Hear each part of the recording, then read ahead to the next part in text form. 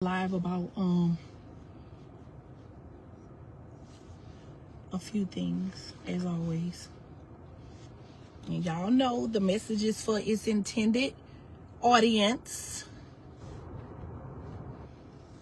So first of all, I want to go live and talk about the mind.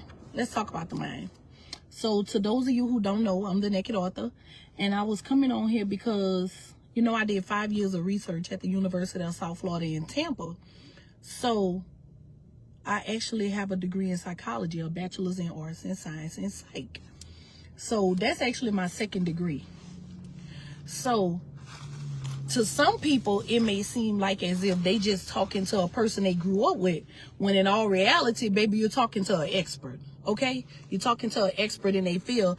And any other person who also has a degree in psychology with an emphasis in, research or whatever specialty they chose to do in psych, then guess what? That's an expert in their field. That's an expert in their field. I don't care if they had a bachelor's, a master's, a PhD. It doesn't matter. They went and did something that you didn't do. So they acquired more knowledge and understanding to go in their brain so that they can move and operate differently. That's what they did. So you can't say you and that person is on the same level as far as your thought process unless you're feeding your brain at the same equivalent as they are, or you started when they started. You understand? So whatever, make it make sense. But let's talk about the mind. I did a podcast. Let me tell you something. You can never trust yourself with your own thoughts. And let me tell you why I know you can never trust yourself with your own thoughts. Because even biology majors, chemistry majors, neuroscience majors, neurosurgeons, like anybody who deal with the brain, how in the hell you could tell me that you could trust yourself with your own thought when the same brain is something that could secrete a hormone and tell you that you still hungry when you just ate and you full? That's what happened when people are obese and they suffer from being overweight. You understand? Obesity. That's what it is. So basically their body is telling them that they're not full when really they're full. Now, this is a chemical hormone in the body, 2 of them, maybe 3. Lectin, PPYY. I want to say it's either PPYY, it's a peptide, and ghrelin. These are hormones that are in the body that secrete like in the intestines. When you eat and you say, "Oh, I got that itis." Yes, okay. That's the body saying, "Okay, you're full." So imagine somebody who overweight, right? Their hormones are actually working against them. So now they have overwrote those processes. You understand? They done ate so much food.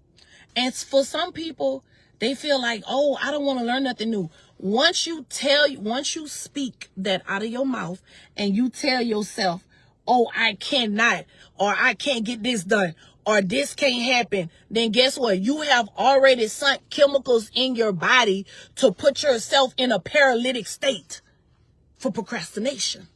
That's what you did. You sunk hormones to your body, because remember, all your cranial nerves that makes you move, smell, touch, see, hear are in the brain.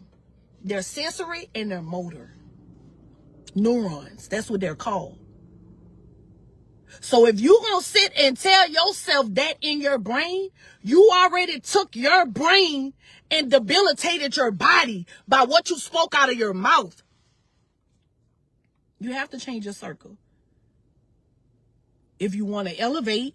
Some people, listen, y'all know everybody that's from the hood. Facebook, this the hood app. You heard me? Unless you're leveraging groups and conferences and doing different things, selling tickets and running ads. But if you're not doing that, the people that I'm speaking to, y'all from the hood. Bottom line, we all are.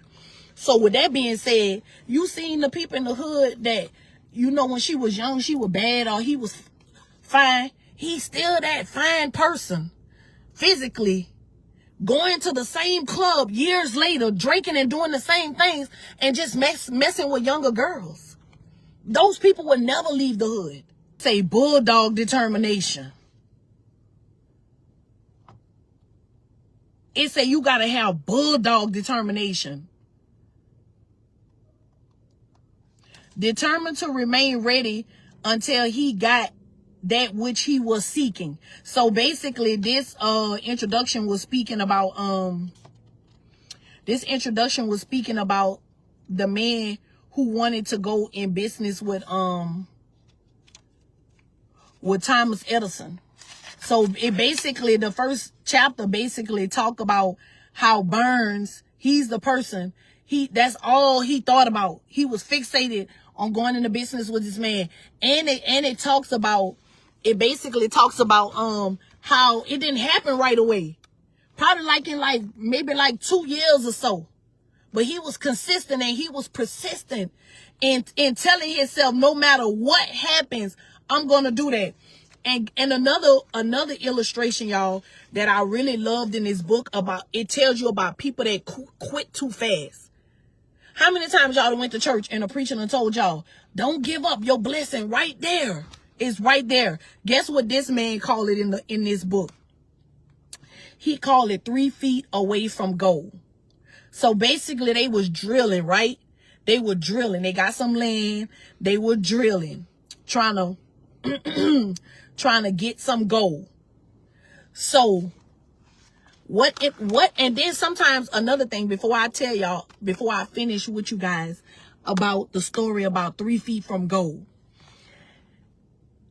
It's always good for you to seek wise counsel. The Bible says it's safety in wise counsel. Even in people that don't know what they talking about, they be ready to tell you anything, and it's so easy.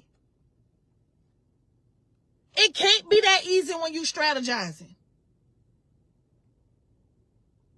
When you creating your blueprint. So, same thing here. His coordination was off a little bit. If he would have just, for everybody who done read the book, y'all understand what I'm saying. To the people that want to read the book, you can allow the book to read to you. You could do the book. You could do the book part. You could do the book apps that read the book in 10 to 15 minutes. I just encourage you guys to start gaining as much knowledge as y'all can, even if you just want to live a better life. So anywho, coordination was off. And he was 3 feet away from gold. He sold the business. He sold it, y'all. And soon as he sold it, the person he sold it to got the right people in place. They lined up their little the little things that they go out and look for what they looking for. Lined it right up, and guess what? Bam, them people hit gold, and he lost out on all that money. After all the years of drilling and putting things in place, 3 feet from gold. 3 feet from gold. So I said all that to say this. You're right there. This is not the time and the opportunity for you to give up. And it's not the time and the opportunity for you to scratch your original idea. Sometimes you may have to take a step back. Sometimes you might have to bring in the right people. Think and Grow Rich. They sold the machinery to a drunk man for a few $100s, and they took the train back home. Some junk men are dumb. That's what it says, right? But then it says, but not this one. He called in a mining engineer. Wisdom. There is safety in wise counseling. He called in a mining engineer to look at the mine, and do a little calculating. The engineer advised that the project had failed because the owner were not familiar with fault lines. His calculation showed that the vine would be found just 3 feet away from where the Darbies had stopped drilling. 3 feet away. How many of y'all felt like y'all was right there? You were right there. 3 feet away from where they had stopped drilling. The junk man took millions of dollars in 1 hour from the mine because he knew enough to seek. He knew enough to seek counseling before giving up. He knew enough to seek counseling before giving up. That's why when you hear people talking about, oh, I ain't going to no therapy. Oh, I ain't doing no marriage counseling. Oh, how they could teach me this and how they could do that and how they could do that. It is safety in wise counseling. How are you going to start a business and say you're going to do this and you're going to do that and you know nothing about business, anything? You're not business or technology savvy. You never even started a business before. You just got excited off of feelings and emotions and say, I'm going to start a business. This is why some people, they say the statistics, I think, shows within like the first year or within the first maybe 1 to 2, 3 years, look it up. People businesses usually dissolve. And their businesses dissolve for a number of different reasons. Lack of knowledge. Trying to do everything on their own. Scared to outsource. Baby in the business. Fear. Lack of education. Don't want to go take 9 traditional courses to better yourself for something you say God gave you the vision about. If God gave you a vision, he say write it down and make it plain. He say do it, Terry, wait on it. That's Habakkuk. If he gave you a vision, and God really gave you the vision, then guess what? He's going to make provision for your vision, meaning that he's going to go before you, make your crooked road straight. He's going to go before you and set out every person that he needs to cipher and talk to. For when you enter the door, it's a yes, it's a yes, it's a yes, it's a yes, it's a yes. If it's the right timing. If it's the right timing. I want to read this one more time, just to encourage somebody before I end my life. The Darby said finally they decided to quit. They sold the machinery to a junk man for a few $100s. How many of y'all done sold y'all dreams and sold y'all talents, y'all gifts, y'all ambitions? Y'all done sold everything that y'all own to somebody for a few $100s. Think and grow rich. Finally, they decided to quit. They sold the machinery to a junk man for a few $100s. They took the train back home. Some junk men are dumb. You see how people will look at you, your people in your own hometown. They the one, your own family. It says some junk men are dumb. How y'all just put that stereotype on the junk man? But look what it say. Some junk men are dumb. Think and grow rich. It say this is what they felt about the junk man. Some junk men are dumb. I keep saying that because people told me I was a dummy.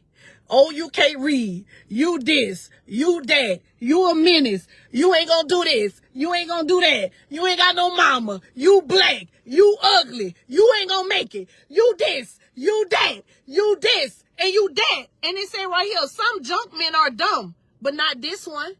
Oh, did you see their face?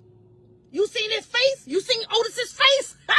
Ain't nobody coming to see you, Otis. Some junk men are dumb, but not this one.